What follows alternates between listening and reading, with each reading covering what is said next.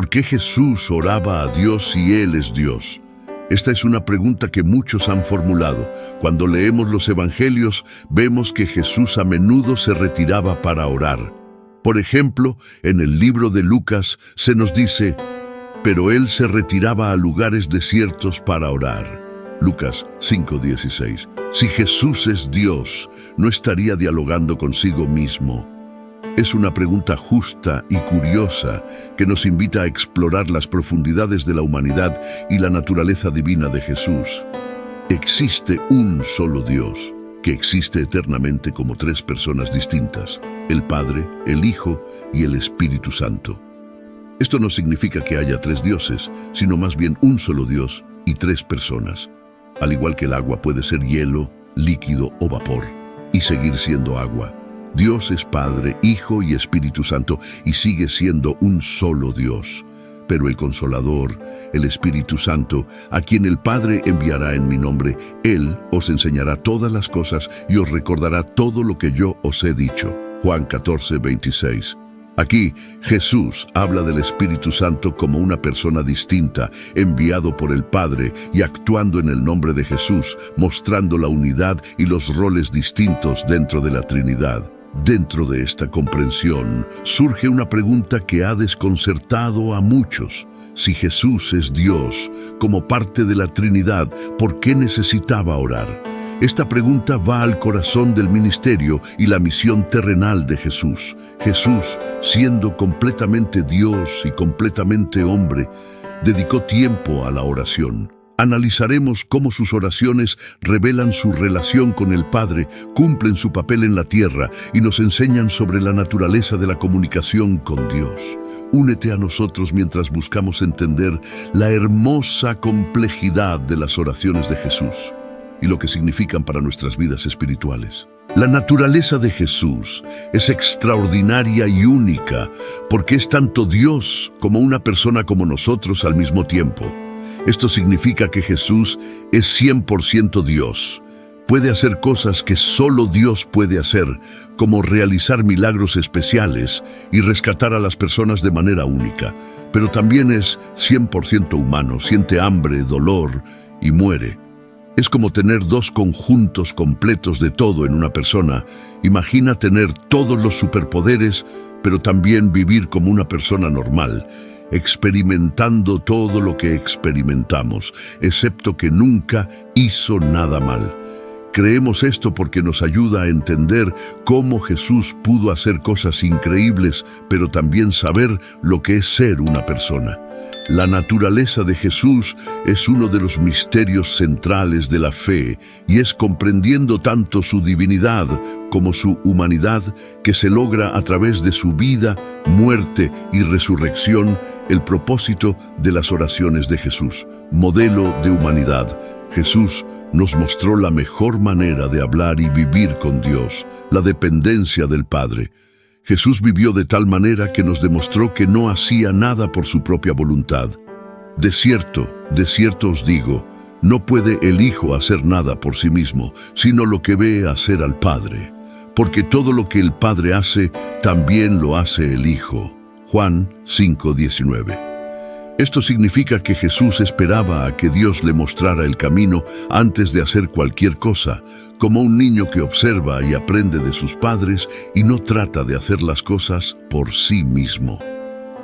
Cuando las cosas se pusieron realmente difíciles, justo antes de ser llevado y puesto en la cruz, Jesús oró intensamente. Dijo, Padre, si quieres, pasa de mí esta copa, pero no se haga mi voluntad, sino la tuya. Lucas 22:42. Esto muestra que confiaba en el plan de Dios, más que en sus propios sentimientos, incluso cuando tenía miedo.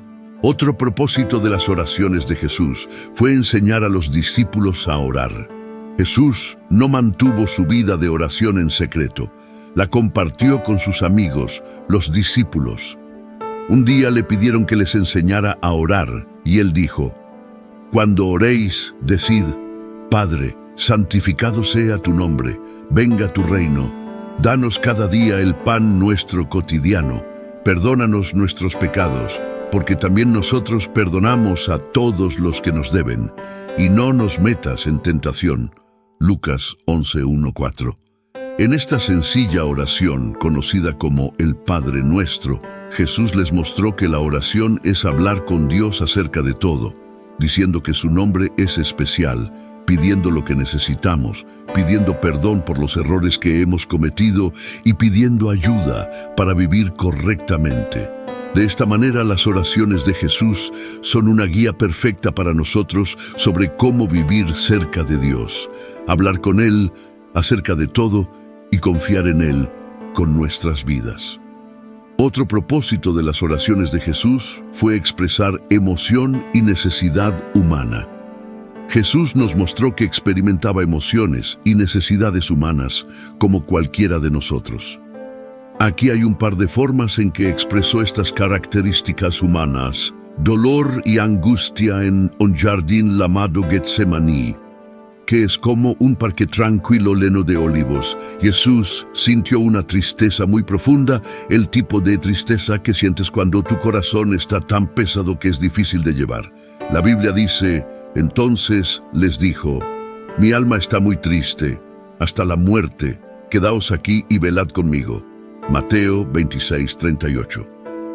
Imagina a Jesús, conocido por sanar y ayudar a otros, ahora abrumado por la tristeza tan profunda que podría casi matarlo. Caminó un poco más adentro del jardín, se postró en su rostro orando a Dios y dijo: Padre mío, si es posible, que pase de mí esta copa. Sin embargo, no como yo quiero, sino como tú quieras. Mateo 26:39. Esta copa de la que hablaba era como un símbolo de la difícil tarea que sabía que tenía que realizar: morir en la cruz. No quería sufrir, pero estaba dispuesto a hacer lo que Dios quería, buscando fuerza y orientación. En otra parte de la Biblia, Lucas 6:12-13, muestra a Jesús buscando fuerza y consejo. Dice: en esos días él se fue al monte a orar y pasó toda la noche orando a Dios. Cuando llegó el día, llamó a sus discípulos y eligió a 12 de entre ellos, a quienes llamó apóstoles, antes de tomar una gran decisión: elegir a sus 12 amigos más cercanos que lo ayudarían a compartir sus enseñanzas. Jesús pasó toda la noche hablando con Dios antes de hacer esta elección importante. No fue solo una charla rápida, sino horas pidiendo ayuda y guía. Al orar toda la noche, Jesús mostró que también necesitaba apoyo, sabiduría y fuerza, y lo encontró conectándose profundamente con Dios. Estas historias nos recuerdan que Jesús no era solo una figura espiritual, sino también una persona que experimentaba emociones profundas y tenía necesidades, al igual que cualquier otra persona.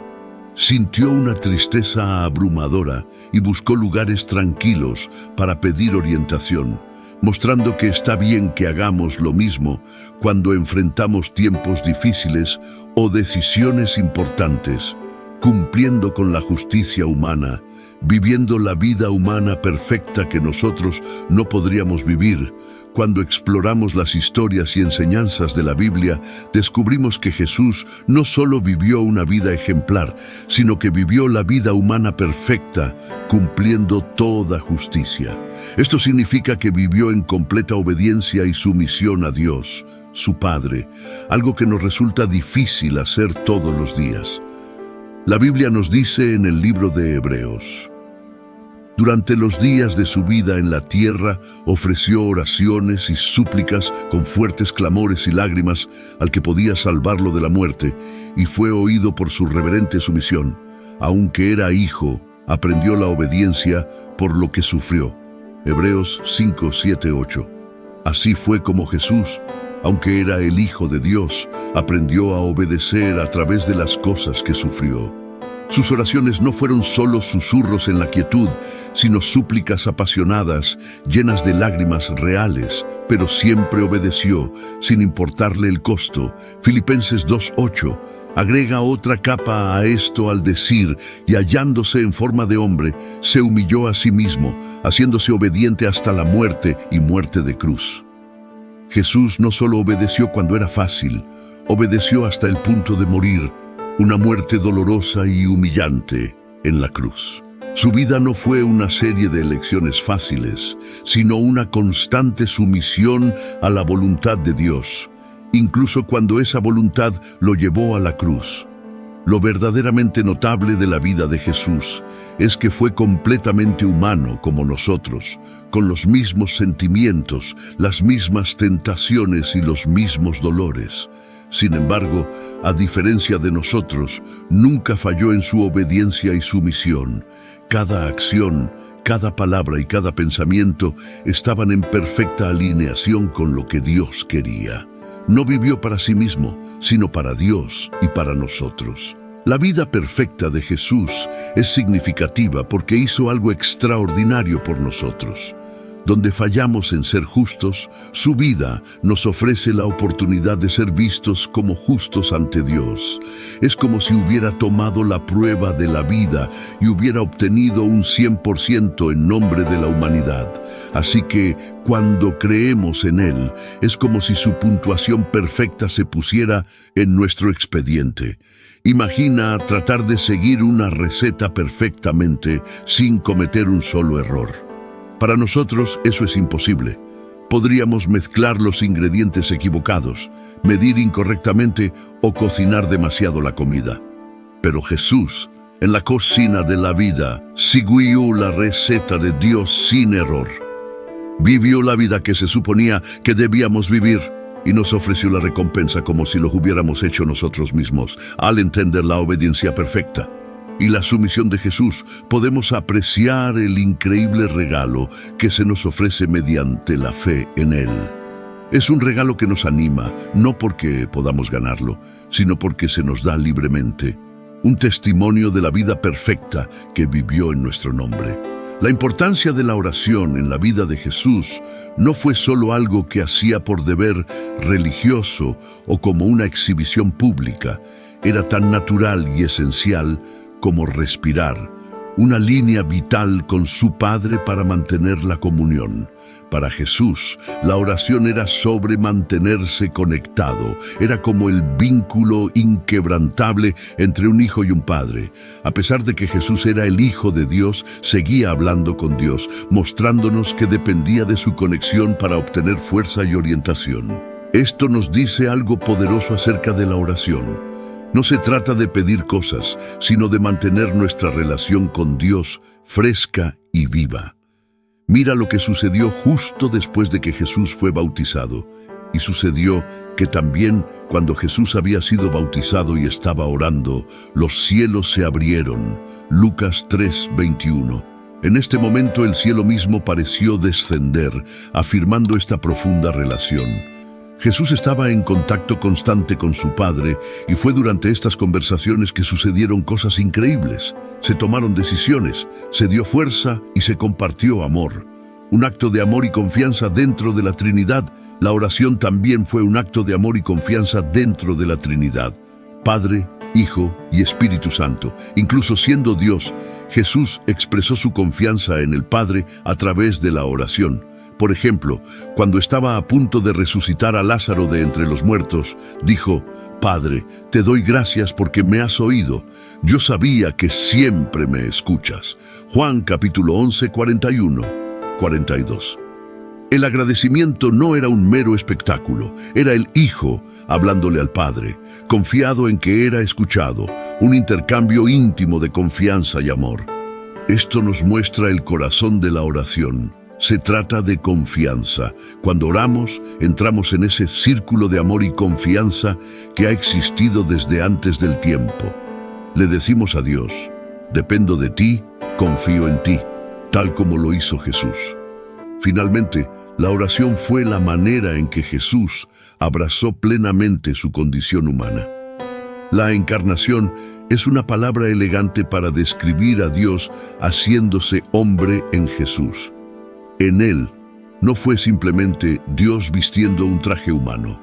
Se convirtió plenamente en uno de nosotros, y parte de ser humano es reconocer que no somos todopoderosos, que necesitamos ayuda, que necesitamos a Dios. Jesús lo demostró cuando la vida se volvió difícil. Antes de ser arrestado, fue a orar en un jardín llamado Getsemaní. Estaba profundamente preocupado por lo que estaba a punto de enfrentar, la muerte en la cruz. Oró: Padre, si quieres, quita de mí esta copa, pero no se haga mi voluntad sino la tuya. Lucas 22:42. Aquí está luchando, mostrándonos que está bien traer nuestros miedos más profundos a Dios, pero también mostrándonos que, en última instancia, la oración se trata de decirle a Dios: confío en tu camino más que en el mío. Así que, en la vida de Jesús, la oración fue su forma de mantenerse cerca de Dios, mostrando confianza y amor dentro de la familia de Dios, y viviendo plenamente su vida humana con todas sus altibajos. Cuando oramos, seguimos los pasos de Jesús, conociendo a Dios de cerca y personalmente, confiando en Él con nuestras vidas y abrazando lo que significa ser verdaderamente humanos, así como lo hizo Jesús. El papel intercesor de Cristo. Jesús orando por otros, específicamente en el libro de Juan 17:9-23, encontramos un momento muy conmovedor cuando Jesús, llamado el Hijo de Dios, habla con su Padre en nombre de sus amigos, que incluyen no solo a los discípulos que estaban con él en ese momento, sino a todos nosotros que creeríamos en él en el futuro. Ora por su protección, su alegría, su unidad, y que sean apartados y puros en la verdad de la palabra de Dios. Jesús dice: ruego por ellos, no ruego por el mundo, sino por los que me has dado, porque son tuyos. Juan 17:9. Esto nos muestra que Jesús tenía una preocupación especial por sus seguidores. Conocía los desafíos que enfrentarían en el mundo y le pidió a Dios que velara por ellos. Pero no se detiene ahí. También ora por todas las personas que creerán en Él a través del mensaje de los discípulos. No ruego solo por ellos, sino también por los que creerán en mí, por la palabra de ellos. Juan, capítulo 17:20. Esto significa que Jesús pensaba en cada uno de nosotros desde aquel entonces. Le pidió a su Padre que todos pudiéramos ser uno, así como Él y el Padre son uno. Es como si quisiera que todos estuviéramos en la misma familia, unidos trabajando juntos en el amor. El papel de Jesús como mediador entre Dios y los humanos.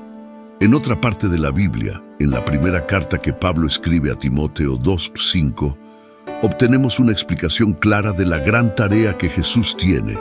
Dice: porque hay un solo Dios y un solo mediador entre Dios y los hombres, el hombre Cristo Jesús. 1 Timoteo 2:5. Ahora, un mediador es como un puente o alguien que se interpone en medio para ayudar a dos personas a entenderse y resolver las cosas. Antes de Jesús, las personas estaban separadas de Dios debido a sus malas acciones o pecados. Jesús vino a cerrar esa brecha, vivió una vida perfecta, luego murió por nuestros pecados y resucitó, mostrando que tiene el poder sobre el pecado y la muerte. Al hacer esto, se convirtió en el único intermediario entre nosotros y Dios. Cuando nos equivocamos o hacemos cosas que no deberíamos, Jesús está ahí para hablar con Dios en nuestro nombre. Es como si dijera: tengo cubierto a esta persona, Padre. He pagado el precio por sus errores. Esto es asombroso porque significa que podemos ir directamente a Dios a través de Jesús. No necesitamos a ninguna otra persona o cosa para hablar con Dios por nosotros. Jesús es nuestra línea directa con Él. Cuando oramos, podemos orar en el nombre de Jesús y Él hablará por nosotros, asegurándose de que permanezcamos conectados con Dios. Entonces, en términos simples, a Jesús le importamos tanto que habla con Dios sobre nuestras necesidades, nuestra protección y nuestra unidad entre nosotros y con Él. Y como nuestro mediador, Él es la razón por la cual podemos tener una relación personal con Dios. A pesar de nuestras imperfecciones, Él se interpone, asegurando que aún podamos estar cerca de Dios. La oración como un medio para cumplir su misión. La oración es como un lugar de reunión secreto donde nos sentamos con Dios para hablar sobre todo lo que está en nuestros corazones, incluido el gran trabajo que tiene para nosotros. Es donde obtenemos la fuerza para hacer cosas que parecen demasiado grandes para nosotros. Elegir a los amigos que nos ayudarán e incluso hacer cosas increíbles que muestran a todos cuán grande es Dios. Fortaleza para las tareas. Imagina estar tan estresado y preocupado que sudas como si estuviera lloviendo desde tu frente. Así se sintió Jesús una noche. Sabía que tenía que enfrentar algo muy difícil, así que, ¿qué hizo? No intentó ser valiente por sí mismo, oró. Y cuando lo hizo, un ángel del cielo apareció y le dio fuerzas. La Biblia nos dice esto en Lucas 22:43, diciendo, y se le apareció un ángel del cielo. Desde el cielo le fue enviado un ángel que lo fortaleció. Esto nos muestra que cuando tenemos tareas importantes que realizar, podemos orar como lo hizo Jesús, y Dios puede enviarnos ayuda, al igual que un entrenador da ánimos a un jugador que está a punto de marcar el gol ganador. La elección de discípulos es una decisión crucial. ¿Quieres amigos que te acompañen en las buenas y en las malas? Jesús enfrentó una decisión importante al elegir a sus discípulos, aquellos que continuarían su obra después de su partida. No eligió a cualquiera, sino que pasó toda la noche hablando con Dios al respecto. La Biblia nos cuenta en Lucas 6:12-13 que en aquellos días fue al monte a orar y pasó toda la noche en oración a Dios. Cuando se hizo de día, llamó a sus discípulos y eligió a 12, a quienes también puso el nombre de apóstoles. La noche entera que Jesús pasó con Dios fue su forma de asegurarse de tener el equipo correcto. Cuando enfrentamos decisiones importantes como elegir amigos o formar un equipo, podemos detenernos y hablar con Dios al respecto, tal como lo hizo Jesús. Glorificar al Padre a través de milagros es otro aspecto importante. Hay momentos en los que necesitas que ocurra algo extraordinario, como un milagro real. Cuando Jesús estaba a punto de resucitar a su amigo Lázaro de entre los muertos, no simplemente chasqueó los dedos.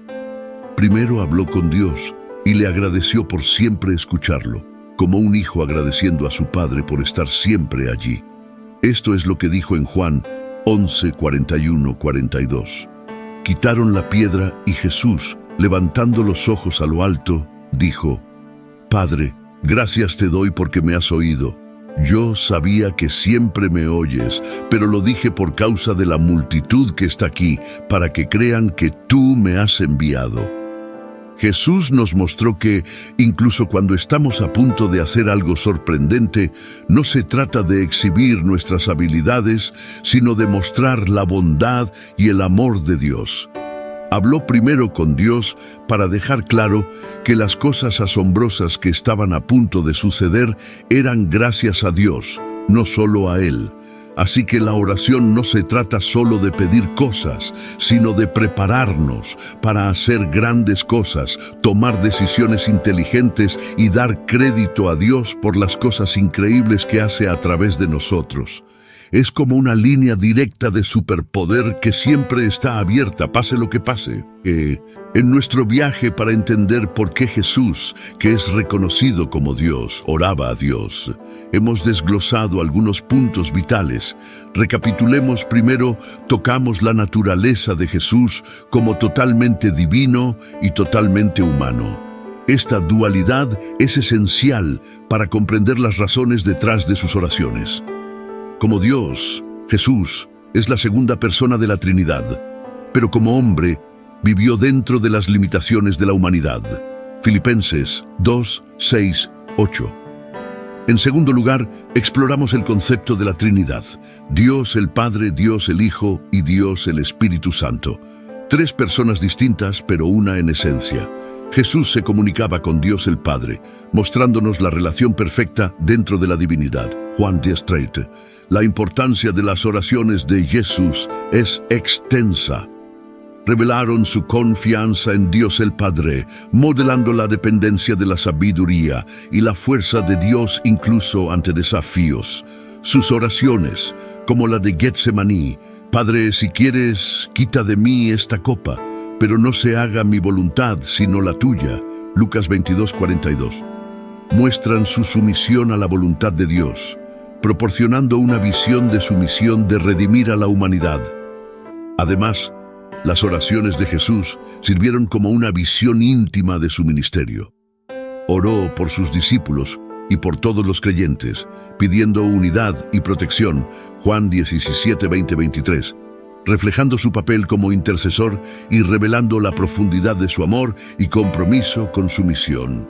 Te invitamos a reflexionar sobre el ejemplo de Jesús y considerar el papel de la oración en tu propia vida. Jesús se retiraba a lugares solitarios para orar. Lucas 5:16.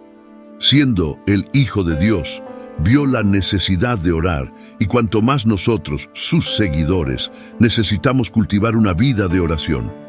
Su ejemplo no es simplemente un ritual a seguir, sino una invitación a fomentar una relación personal con Dios, donde podamos depositar nuestras cargas y encontrar orientación y consuelo en la esencia de nuestros momentos con Dios.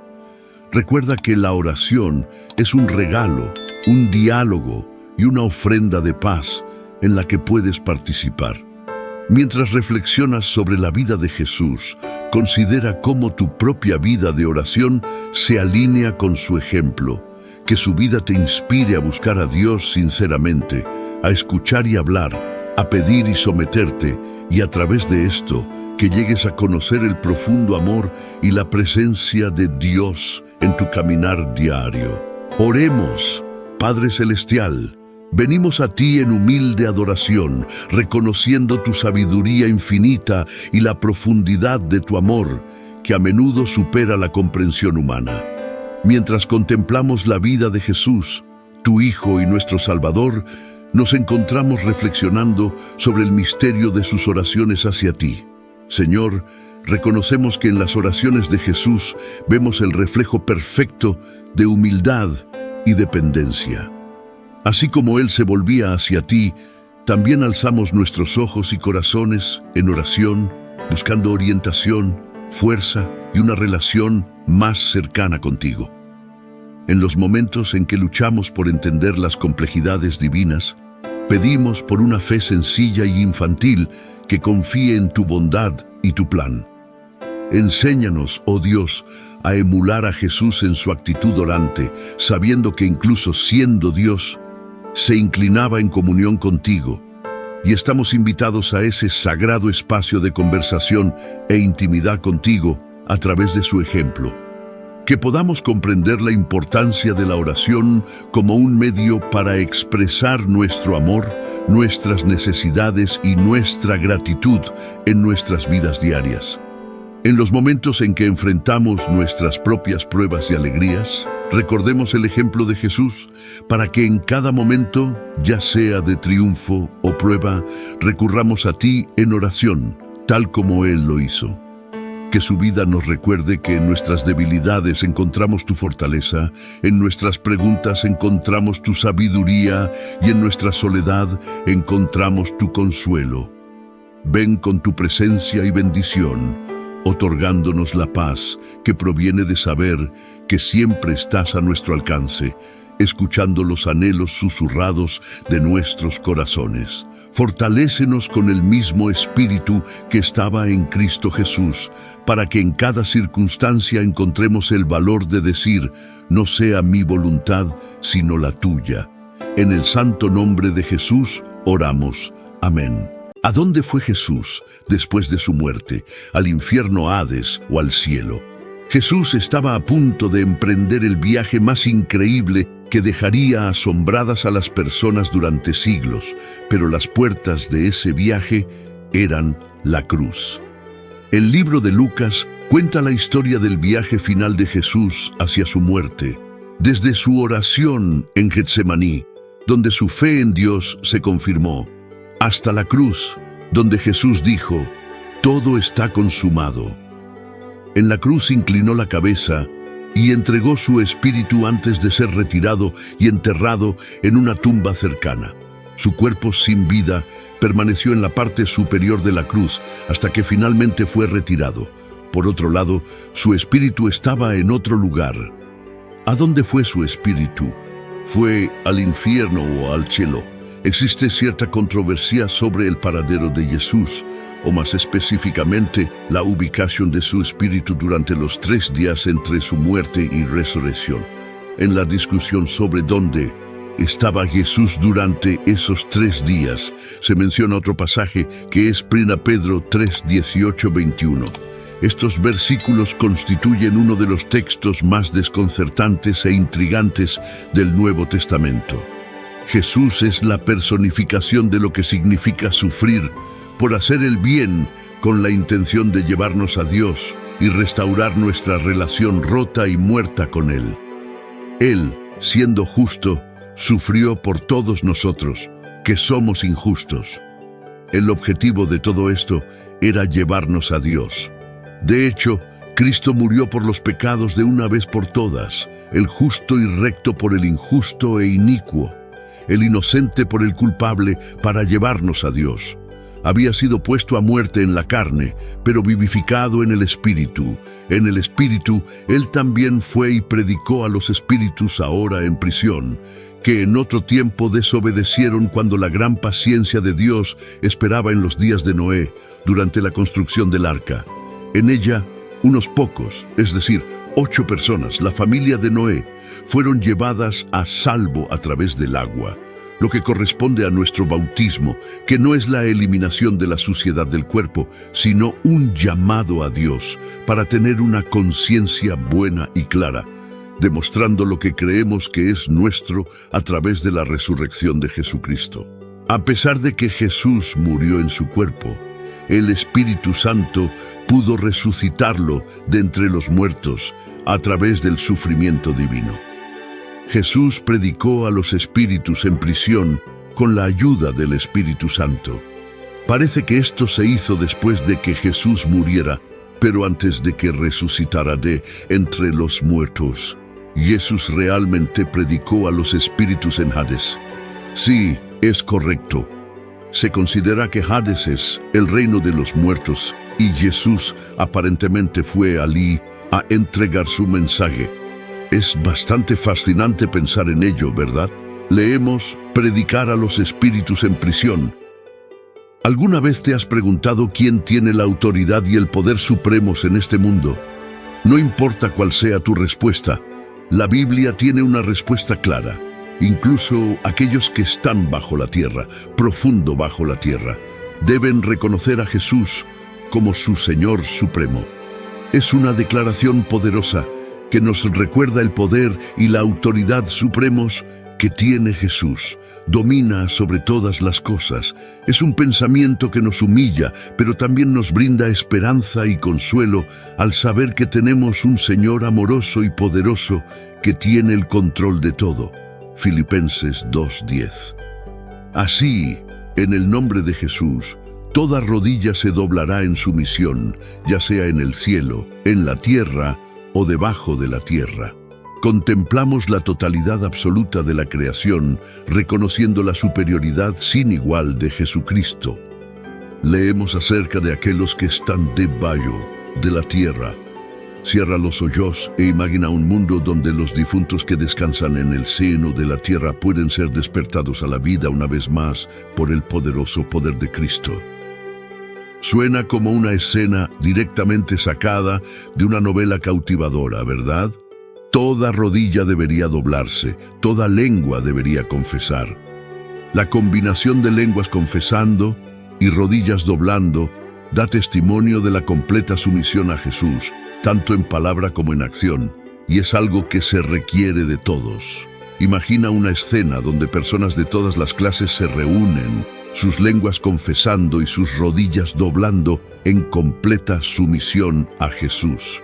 Es una imagen poderosa que habla de una conexión profunda, una creencia unificada y una fe inquebrantable. Todos estamos obligados a entregarnos completamente a Él, no solo en palabras, sino también en acciones. Esta idea de rendición total a Jesús es tanto humillante como empoderadora, y es algo que puede inspirarnos a todos a vivir vidas más significativas debido a la totalidad de este reconocimiento de la deidad de Jesús. Debido a la totalidad de esta afirmación de la deidad de Jesús, numerosas personas imaginan que esto tendrá lugar formalmente después del juicio final, cuando todas las criaturas en el cielo e infierno se vean obligadas a arrodillarse y declarar que Jesucristo es el Señor. La identidad de los espíritus aquí, los espíritus en prisión, está claramente identificada. ¿Quiénes eran? Aquellos que fueron desobedientes en los tiempos de Noé. ¿Cuándo fueron desobedientes? En los tiempos de Noé. Aunque la mayoría de 1 Pedro es fácil de entender, hay un problema. Estos versículos tienen al menos 314 interpretaciones diferentes. Como dice la Escritura, Jesús fue resucitado de entre los muertos por el poder del Espíritu Santo, con el cual fue y predicó a aquellos que fueron desobedientes en los días del diluvio de Noé. Unas pocas versículos después, Pedro dice: por eso se les anunció la buena nueva aún a los muertos, para que, aunque sean juzgados en la carne como los hombres, vivan según Dios en el Espíritu. 1 Pedro 4:6. Aunque todas las demás escrituras indican que es imposible, algunos han utilizado erróneamente este texto para respaldar la enseñanza de más oportunidad de redención en la vida después de la muerte. La muerte sella nuestro destino. La muerte marca el comienzo de un abismo inmenso. Pero aquí, aparentemente, Jesús predicó a aquellos que habían muerto. ¿Cómo se puede comprender según el texto? Es evidente que Jesús estaba activamente, se comunicaba con otros y permanecía consciente durante el tiempo entre su muerte y resurrección. Las personas con las que se comunicaba también estaban completamente conscientes y participaban en la comunicación con Él. Es interesante señalar que hay muy poca discusión sobre lo que sucedió el sábado durante la Semana Santa, ya que generalmente terminan el viernes y se reanudan el domingo, por lo que nunca se nos dice qué estaba haciendo Jesús el sábado. Es una creencia común que Jesús estuvo inactivo e inconsciente después de su muerte y antes de su resurrección, ya que su cuerpo permaneció en la tumba. Sin embargo, es importante señalar que a pesar de su muerte física, su espíritu seguía muy vivo después de su fallecimiento. Fue al mundo de los muertos y predicó allí. Puedo imaginar a Pedro encontrándose cara a cara con Jesús en el primer domingo de Pascua y preguntándole a Jesús: ¿dónde demonios has estado? En respuesta, Jesús le dice que no ha estado en la tierra, sino en Hades, que es el mundo de los muertos. Pedro podría haber preguntado: ¿qué demonios o qué en Hades has estado haciendo allí? Jesús le cuenta a Pedro que estaba predicando a aquellos que se ahogaron en el diluvio de Noé. La muerte separa el espíritu y el cuerpo. En menos de una semana, Jesús experimentó las 3 etapas, siendo un espíritu encarnado, muriendo en la cruz y encomendando su espíritu a Dios, y finalmente su cuerpo siendo puesto en la tumba. Continuó existiendo en forma de espíritu y predicó a las personas desobedientes que perecieron en el diluvio de Noé. El domingo de Pascua por la mañana, su cuerpo y espíritu se reunieron y permaneció completamente consciente y capaz de comunicarse en todas las etapas. Hay quienes creen que su mensaje fue para la generación de Noé únicamente. Algunas personas sostienen la opinión de que la segunda oportunidad después del gran diluvio solo se concedió a una generación, y no hay indicación en la Biblia de que ninguna otra generación recibiría tal oportunidad. Esta generación podría haber acusado a Dios de ser injusto y desigual, diciendo: «Nos eliminaste y luego prometiste que nunca lo volverías a hacer». La segunda interpretación es la de los espíritus demoníacos. Dentro del contexto de esta vista, los espíritus a los que Jesús se dirigió podrían ser seres demoníacos.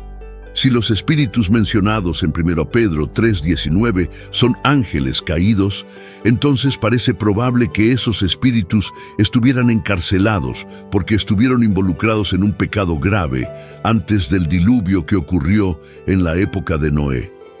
Pedro hace referencia al diluvio de Noé en el versículo 20. Si realmente eran ángeles caídos, no podría haber sido un mensaje de redención, ya que los ángeles no pueden ser salvos. Hebreos 2:16. Como todos sabemos, Cristo no toma a los ángeles caídos para ayudarlos, pero sí toma a los descendientes caídos de Abraham, extendiéndoles su mano de liberación. Si eran ángeles caídos, es probable que la proclamación de Jesús declarara su victoria sobre Satanás y sus huestes. 1 Pedro 3:22, quienes han ido al cielo y están a la diestra de Dios, lugar de honor y autoridad, con todos los ángeles, autoridades y poderes sometidos a ellos. ¿Quiénes son estos espíritus de la generación malvada? Imagina a una generación tan malvada que se negó a escuchar un mensaje que les salvaría la vida. Como resultado, perecieron en un catastrófico diluvio. Es un recordatorio inquietante de las consecuencias del pecado. El pecado de estas personas, según la palabra, fue desobediente, rebelde, incapaz de persuadir y descreído. Su pecado se agrava por el hecho de que Dios les mostró paciencia y longanimidad durante 120 años mientras Noé preparaba el arca y les advertía del desastre. Como resultado, se ahogaron y sus espíritus fueron arrojados al infierno, conocido como prisión. Sin embargo, Noé y su familia obediente fueron salvados en el arca debido a su fe. 2 Pedro 2:5. Este interesante pasaje fue escrito por Pedro. Los cristianos tienen un particular aprecio por su primera carta, conocida por su calidez y cercanía.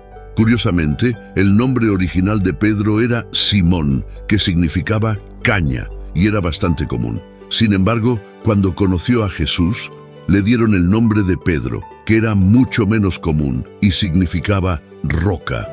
Este cambio de nombre simbolizaba la transformación del carácter de Pedro que Jesús veía en él. Pedro fue uno de los dos primeros a quienes Jesús llamó a seguirlo. Inicialmente era un hombre fácilmente influenciable, como una caña movida por el viento, pero después de que Jesús lo dejó, se volvió tan sólido como una roca. Pedro fue el primero en todas las listas de los 12 y fue el portavoz no oficial del grupo.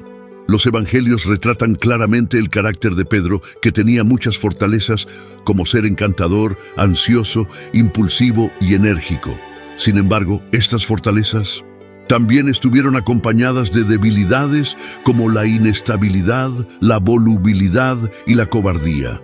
¿Por qué Pedro escribió esto en este momento? Sería beneficioso detenernos un momento y recordar el orden fundamental de pensamiento que existía a lo largo de esta carta, escrita en medio de una amplia persecución. La carta de Pedro estaba dirigida a cristianos que estaban experimentando dificultades como resultado de sus vidas y su testimonio. Es posible que se preguntaran por qué, si la fe cristiana era correcta, deberían estar sufriendo. Si el cristianismo era la verdadera fe, ¿por qué tan poca gente la seguía? Pedro se refiere a Noé, el fiel predicador que advirtió a la gente durante 120 años que Dios destruiría el mundo con agua.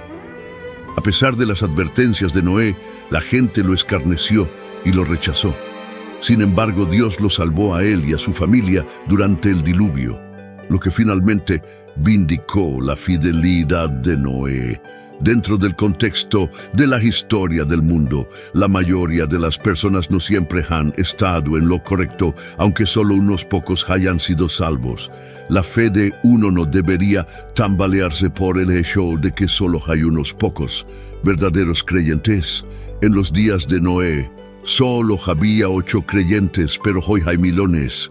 No es que hayan sido salvos por el agua, sino a través del agua. No fue el agua lo que los salvó, sino el juicio que Dios llevó a cabo para llevarlos a la seguridad.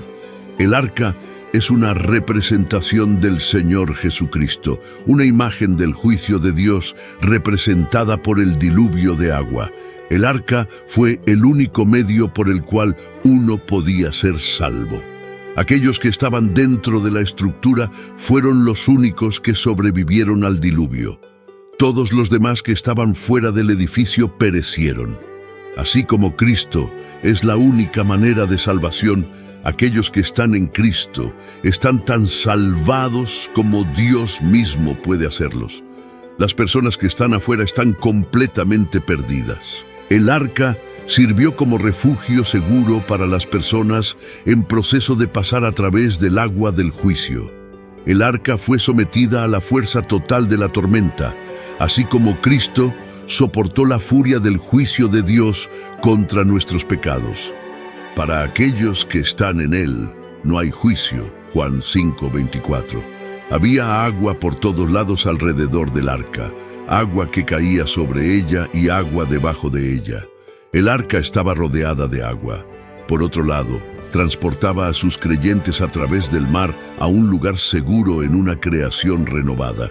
Como resultado, las personas que ponen su fe en el Salvador son transportadas de manera segura a través de una escena de muerte y destrucción hacia el lugar de la resurrección y una nueva vida. ¿Qué predicó Jesús? No sabemos la razón exacta por la cual Jesús predicó a los espíritus que estaban confinados. Presumiblemente, esto fue una forma de predicar, que es el acto de proclamar el mensaje de Dios. Lo que su mensaje fue, no se nos dice, porque solo se citan aquellos desobedientes en los días de Noé, tampoco se menciona. No se muestra cuál fue la intención o el resultado de la predicación de Cristo en todos estos asuntos. Podemos construir nuestras propias conclusiones, pero no tenemos una regla para nada que roce la enseñanza dogmática. 3 días después, su cuerpo y espíritu se reunieron y resucitó de entre los muertos. Jesús regresa a la tierra en resurrección. La muerte no pudo retenerlo. La resurrección de Jesucristo es la primera vez en la historia humana que alguien ha resucitado de entre los muertos y nunca volverá a experimentar la muerte. Algunos de los resucitados más tarde sucumben a la muerte por segunda vez. La Biblia nos dice que el Espíritu Santo resucitó a Jesús de entre los muertos. Romanos nos dice que el Padre resucitó a Jesús de entre los muertos. Romanos 6:4. Por lo tanto, hemos sido sepultados con Él por el bautismo en la muerte, para que así como Cristo fue resucitado de entre los muertos por la gloria y el poder del Padre, también nosotros podamos andar habitualmente en novedad de vida, abandonando nuestros viejos caminos. Y dice que Jesús se levantó a sí mismo de entre los muertos en Juan 2:18. La resurrección fue obra del Dios Trino. Juan 2:18-22. Entonces los judíos le respondieron, ¿qué señal nos muestras como prueba de que tienes autoridad para hacer estas cosas? Jesús les respondió, destruid este templo y en 3 días lo levantaré. Entonces los judíos dijeron, 46 años se tardaron en construir este templo, y tú lo levantarás en 3 días. Pero él hablaba del templo de su cuerpo. Por lo tanto, cuando resucitó de entre los muertos, sus discípulos recordaron lo que había dicho y creyeron en las Escrituras y en las palabras que Jesús había hablado. Los resultados de la resurrección de Jesús en el mundo físico y en el mundo espiritual pueden ser bastante confusos. Sin embargo, notamos que algo sucedió en lo físico cuando Jesús murió y resucitó. Esta vez vemos los resultados inmediatos de la muerte de Jesús con aquellos que son justos. Después de eso, Mateo describe un evento que no está incluido en ninguno de los otros evangelios. Las tumbas se abrieron y los cuerpos de muchos santos que habían muerto fueron resucitados a la vida. La resurrección de Jesús hizo que salieran de las tumbas, y después de su resurrección, entraron en la ciudad santa y se manifestaron a un gran número de personas. Incluso cuando los terremotos tienen el potencial de causar daño a las tumbas porque están hechas de piedra, el hecho de que los cuerpos estén siendo resucitados solo puede atribuirse a la intervención directa de Dios. En los escritos de Mateo destaca cómo el sacrificio de Jesús en la cruz trae la victoria sobre la muerte. Utiliza la frase «aquellos que habían caído dormidos» para describir a las personas que son resucitadas, que es una expresión común en el Nuevo Testamento para referirse a alguien que ha muerto, pero tiene un destino eterno seguro. Los relatos milagrosos de los cuerpos de los santos siendo resucitados y apareciendo en Jerusalén sirven como un poderoso testimonio del trabajo completo de Jesús en la cruz y su posterior resurrección. El término pueblo santo denota a individuos devotos de la era del Antiguo Testamento. Por ejemplo, podemos establecer un paralelo entre la manera en que Moisés y Elías fueron elegidos para aparecer junto a Jesús en el monte de la Transfiguración. En este caso particular, el texto se refiere a la resurrección de los cuerpos de personas santas, lo que sirve para demostrar que, a pesar del juicio de Jesús sobre el liderazgo de Israel y su condenación en los capítulos 23-24, Israel todavía ocupa un lugar significativo en los planes de Dios. En los escritos de Ezequiel se profetizó que el Señor Supremo devolvería a la vida a aquellos que habían fallecido en un valle donde incluso los huesos se habían convertido en polvo. Ezequiel 37, 11, 14. Entonces me dijo: Hijo de hombre, estos huesos son toda la casa de Israel. He aquí, dicen, nuestros huesos se han secado y pereció nuestra esperanza. Nosotros mismos estamos completamente cortados. Por tanto, profetiza y diles: así dice el Señor Dios. He aquí, abro vuestros sepulcros, y os hago subir de vuestros sepulcros, pueblo mío, y os traigo a la tierra de Israel.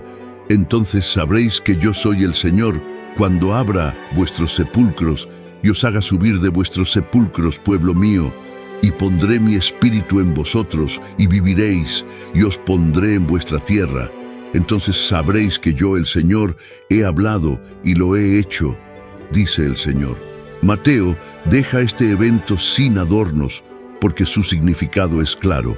Derek Tidball relaciona la resurrección de estos santos como un anticipo de la resurrección a la que todos los creyentes pueden anticiparse.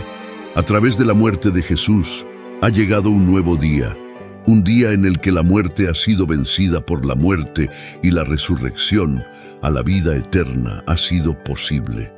Mateo no responde a todas las preguntas que nos gustaría que se respondieran sobre estos eventos milagrosos, pero al narrarlos presenta un testimonio unificado de la confirmación sobrenatural de la identidad de Jesús. ¿Dónde está Jesús ahora? ¿Dónde reside Jesús? Encontramos la respuesta a esto después de la resurrección. Jesús le dijo a los discípulos que no quería que sus corazones se preocuparan por todo esto, aunque era legítimamente preocupante para ellos. Juan 14, 1, 2. No se turbe vuestro corazón, creéis en Dios, creed también en mí. En la casa de mi Padre muchas moradas hay. Si así no fuera, yo os lo hubiera dicho. Voy pues a preparar lugar para vosotros. El pensamiento parece ser: me voy y no podréis verme, pero que vuestro corazón no se turbe. Creéis en Dios, creed también en mí de la misma manera. Aquí hay otra afirmación importante de igualdad con Dios. Juan 14, 2, 4. En la casa de mi Padre muchas moradas hay. Si no fuera así, yo os lo hubiera dicho, porque voy a preparar lugar para vosotros. Y si me voy y preparo lugar para vosotros, vendré otra vez y os tomaré a mí mismo, para que donde yo estoy, vosotros también estéis. La casa del Padre se refiere al cielo, donde hay muchas moradas.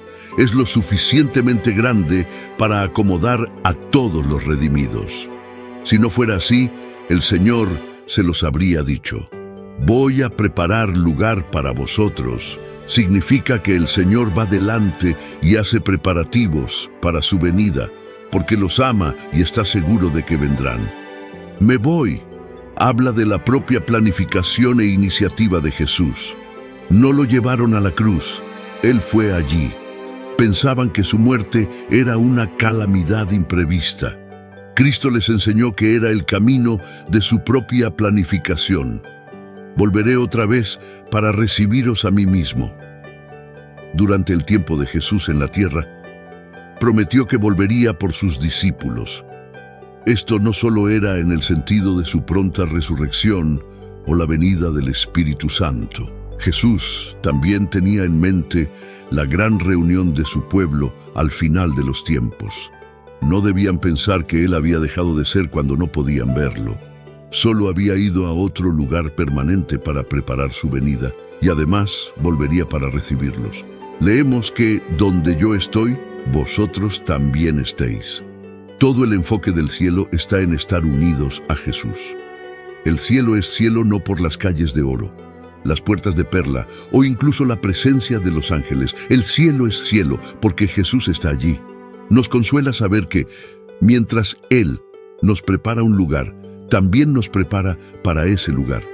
Este hermoso verso deja claro que el Señor Jesucristo es el mismo el camino al cielo. No solo muestra el camino, Él es el camino. La salvación está en una persona. Acepta a esa persona como tuya y tienes la salvación. El cristianismo es Cristo. El Señor Jesús no es simplemente uno de muchos caminos, es el único camino. Nadie viene al Padre sino por Él. Cristo es el único camino a Dios. No los 10 mandamientos, la regla de oro, las ordenanzas, ni la membresía en la iglesia. Entonces el Señor es la verdad. No es simplemente alguien que enseña la verdad. Él es la verdad.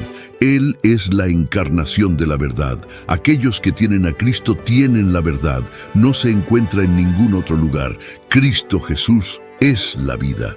Él es la fuente de la vida, tanto espiritual como eterna.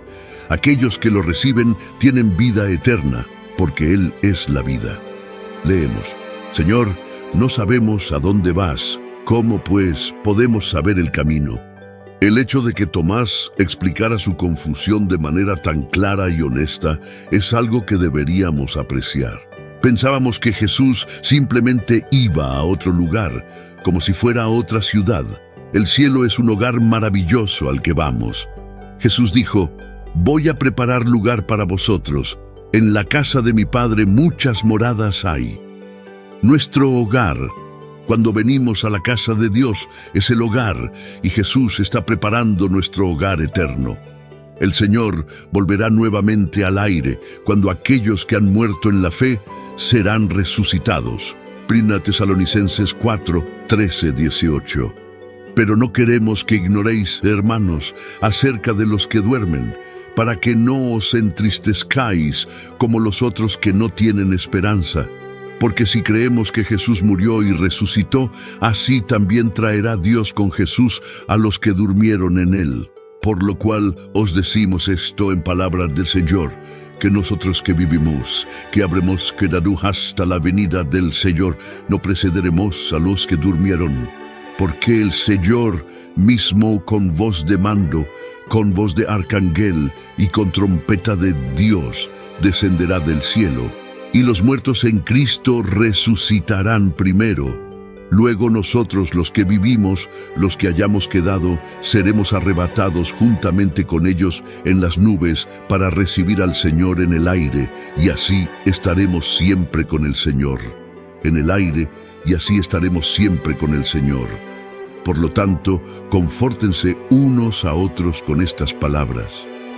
Jesús hizo planes para que el Espíritu Santo completara la obra que él había comenzado. La Escritura demuestra que la ascensión de Jesús fue un regreso literal y corporal al cielo. Mientras se elevaba lentamente desde el suelo, fue recibido en una nube mientras sus discípulos y otros espectadores asombrados lo miraban con admiración mientras ascendía. Luego aparecieron 2 ángeles y prometieron el regreso de Cristo de la misma manera que lo habían visto irse. Hechos 1:1. Y dijeron: varones Galileos, ¿por qué estáis mirando al cielo? Este mismo Jesús, que ha sido tomado de vosotros al cielo, vendrá de la misma manera que le habéis visto ir al cielo. Esto marcó el fin de las limitaciones humanas que Jesús tenía durante su ministerio terrenal. Algunos de los atributos que poseía como Dios habían sido suspendidos temporalmente, pero ahora la suspensión había terminado. Su gloria celestial regresó, un vistazo de la cual se vio en la transfiguración. El lugar de Jesús está a la diestra de Dios, el lugar de honor divino. Otros pasajes que indican la presencia de Jesús en el cielo son Lucas 22:69. Pero desde ahora, el Hijo del Hombre estará sentado a la diestra del poder de Dios. Momentos antes de su muerte, Esteban tuvo una visión en la que miró al cielo y vio la gloria de Dios y a Jesús de pie a la diestra de Dios. Según la Biblia, Jesús reside actualmente en un lugar real, conocido como el cielo, un reino de gloria y hogar de Dios, los ángeles y todos los hijos redimidos de Dios. 2 hombres que vieron a Jesús después de que ascendiera al cielo, según la palabra de Dios, dicen que Jesús está ahora a la diestra de Dios Padre. Ahora, el apóstol Pablo se imagina encontrarse cara a cara con Jesús. ¿Qué haría usted? Uno pensaría que sería un día encantador. Sin embargo, fue uno de los días más desafiantes en la vida de Pablo. Antes de su conversión, Saulo era un fariseo de fariseos que perseguía intensamente a los seguidores de Jesús. Según el relato en Hechos, su conversión ocurrió en el camino a Damasco, donde informó haber experimentado una visión de Jesús resucitado. En ese momento, Saulo de Tarso probablemente tenía unos 30 años. Mientras observaba el crecimiento de la fe cristiana, conocida como el Camino, vio en ella una amenaza para su propia religión. Sin límite de energía, se dispuso a destruir esta secta perniciosa. Mientras viajaba hacia Damasco, sucedió que se acercaba a la ciudad y de repente una luz del cielo resplandeció a su alrededor y cayó a tierra y oyó una voz que le decía: Saulo, Saulo, ¿por qué me persigues? Él dijo: ¿quién eres, Señor? Y él dijo: yo soy Jesús, a quien tú persigues. Levántate y entra en la ciudad, y se te dirá lo que debes hacer. Los hombres que viajaban con él estaban completamente desconcertados. Habían oído un sonido del cielo, pero no las palabras articuladas que Saulo había escuchado. No habían visto al Señor, solo Saulo lo había visto y había sido llamado al apostolado. En este momento, el altivo fariseo era llevado de la mano a Damasco, donde estuvo ciego durante 3 días, y durante ese tiempo no comió ni bebió nada. Otro hombre que fue testigo de que Jesús está en el cielo es Juan el Apóstol, como se ve en el libro de Apocalipsis. El título de este libro, Revelación, proviene del evento principal que describe, que es la manifestación de Jesucristo a las personas que viven en la tierra en los últimos días. Apocalipsis se abre con Jesús como el revelador, y Juan debía documentar las cosas que había visto. Juan ve a un Jesús poderoso que no se compara con ningún hombre común. Sin embargo, antes de que Juan contemple a Jesús, primero escucha su voz. Apocalipsis 1:10-13.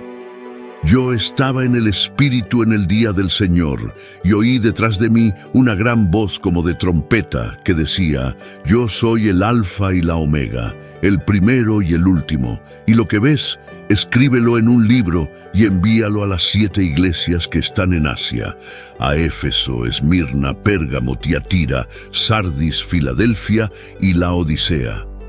Me volví para ver la voz que hablaba conmigo, y vuelto, vi 7 candeleros de oro, y en medio de los 7 candeleros a uno semejante al Hijo del Hombre, vestido de una ropa que llegaba hasta los pies y ceñido por el pecho con un cinto de oro.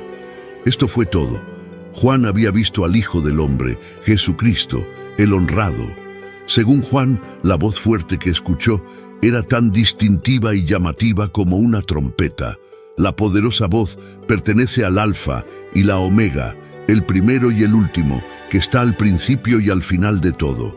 Porque Jesús se identificó a sí mismo con estos nombres en Apocalipsis 1:18. Sabemos que esta fue la voz fuerte de Jesús. El primero y el último es un título que pertenece al Señor Yahvé, el Dios de Israel. Los títulos Alfa y Omega tienen la misma idea que primero y último. Este es uno de los pasajes del Nuevo Testamento donde Jesús claramente afirmó ser Dios. Podemos imaginar lo que pasó por la mente de Juan cuando se volvió. Es probable que el sonido de la voz que escuchó no coincidiera perfectamente con la forma en que recordaba que sonaba la voz de Jesús. Juan lo describió como de una trompeta en Apocalipsis 1:10, pero sabía que era Jesús porque la voz se identificó como el Alfa y la Omega. Después de pasar tanto tiempo con Jesús durante su ministerio en la tierra, Juan finalmente tuvo la oportunidad de encontrarse cara a cara con él después de todos estos años. El título de Jesús, algo semejante al Hijo del Hombre, recuerda a la figura que reinará como agente de Dios, Daniel 7:13-14. Además, el rostro de Jesús brilla como el sol. Divinidad brillando como el sol o el relámpago. Los textos judíos hacían lo mismo para los ángeles y otros, pero también para Dios mismo. Apocalipsis 10:1. Después vi descender del cielo a otro ángel que tenía una nube, y el arco iris estaba sobre su cabeza, y su rostro era como el sol, y sus pies como columnas de fuego. Juan continúa en Apocalipsis 1:16-17. En su mano derecha tenía 7 estrellas, y de su boca salía una aguda espada de 2 filos, y su rostro era como el sol cuando resplandece en su fuerza. Cuando le vi, caí como muerto a sus pies, y él puso su mano derecha sobre mí, diciendo: No temas, yo soy el primero y el último, la absoluta divinidad, el Hijo de Dios. Aunque Juan era un apóstol que había conocido a Jesús mientras estaba en la tierra, quedó asombrado después de ver esta increíble visión. Incluso los 3 años que Juan vivió en la tierra con Jesús no lo prepararon adecuadamente para el momento en que Jesús se le apareció en su majestad celestial. En ese momento, Juan comprendió el poder divino y la majestuosidad que Jesús renunció mientras vivía en la tierra. En este momento, Juan supo qué milagro era que Jesús pudiera ocultar su gloria y autoridad mientras caminaba por esta tierra. Apocalipsis 1:8 presenta a Jesús como el que vive y estuve muerto. Mas he aquí que vivo por los siglos de los siglos, y tengo las llaves de la muerte y del Hades. Jesús consoló a Juan tocándolo compasivamente. Quizás el toque de Jesús se sintió más familiar que su apariencia. Luego, Jesús le dijo a Juan que no tuviera miedo. Juan no tenía razón para tener miedo porque estaba en la presencia de Jesús, que se identificó claramente con 3 títulos. Jesús es el primero y el último, el Dios de toda la eternidad, el Señor de la eternidad pasada y la eternidad futura. Jesús es el que vive y estuvo muerto y vive por siempre jamás. Posee credenciales de resurrección y vive para nunca morir de nuevo. La victoria que Jesús logró sobre el pecado y la muerte es eterna. No resucitó de entre los muertos solo para morir nuevamente.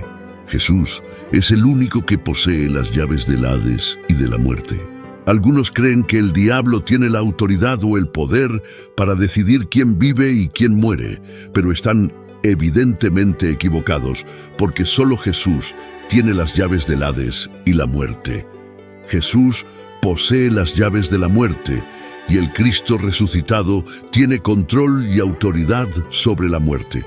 Cuando Jesús murió, lo hizo en su propio momento, cuando entregó su espíritu. La noticia de que Jesús ya estaba muerto sorprendió a Pilato, quien tenía autoridad sobre la muerte. Jesús pudo resucitar de entre los muertos después de entregar su espíritu. Además, tiene el poder de liberar a sus seguidores de la muerte para que estén con Él por siempre. La Biblia utiliza con frecuencia la imagen de las llaves como símbolo de autoridad y control. Cualquier persona con una llave maestra para un edificio tiene la autoridad para entrar en cualquier habitación y abrir cualquier puerta en el edificio. En la vida cotidiana, la llave es un símbolo de verdadera propiedad y poder. Cuando el inquilino devuelve la llave al arrendador, el propietario vuelve a tener control y posesión de la casa. Nuestro Señor Jesucristo sigue siendo supremo. La palabra Hades significa el lugar de las almas. Lucas 16:26. Además de todo esto, entre nosotros y vosotros hay un gran abismo fijado, de modo que los que quisieran pasar de aquí a vosotros no pueden, ni de allá pasar acá.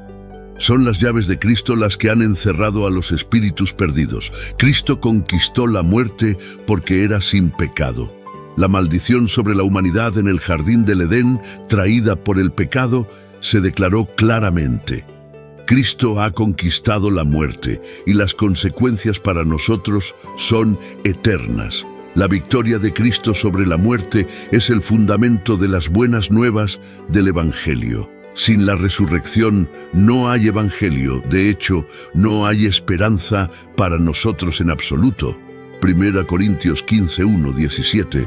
Y si Cristo no ha resucitado, vuestra fe es vana, aún estáis en vuestros pecados.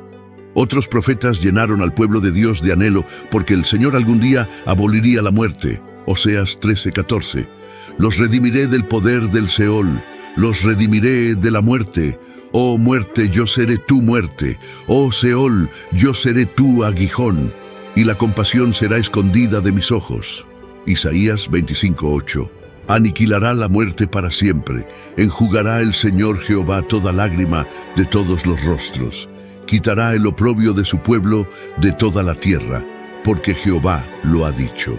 La muerte era el arma más poderosa y aterradora del diablo contra nosotros, los creyentes.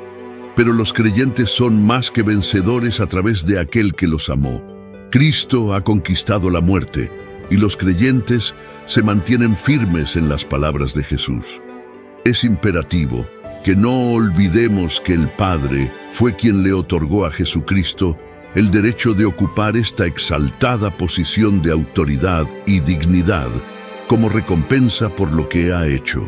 Observemos lo que ha recibido a cambio por la humillación que sufrió a manos de los hombres. Era el siervo de los siervos, pero ahora es el Rey de reyes y Señor de señores. Se inclinó más bajo que el más bajo y se ha levantado más alto que el más alto. Llevaba la corona de espinas, pero ahora lleva la corona del cielo. Era el siervo de los siervos, pero ahora es el Señor de señores y el Rey de reyes. Adorémoslo. Mientras reflexionamos sobre estas verdades simples pero invaluables, venid y extendamos nuestros tesoros a sus pies y entronémoslo como Señor sobre todo. La verdad es que la gente teme más que nada una cosa, y esa cosa es la muerte, porque para el mundo la muerte es un desconocido. Las personas no salvas sienten miedo cuando consideran lo que les espera.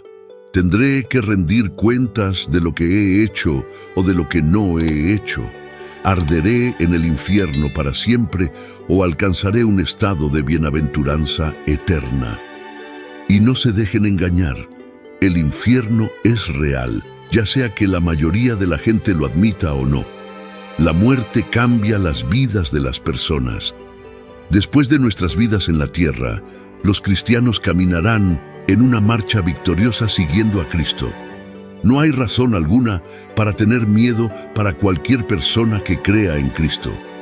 Esto debería hacernos decir: adorémoslo, el que tiene las llaves del infierno y de la muerte. Venimos ante su presencia con acción de gracias y nos alegramos en él con cánticos.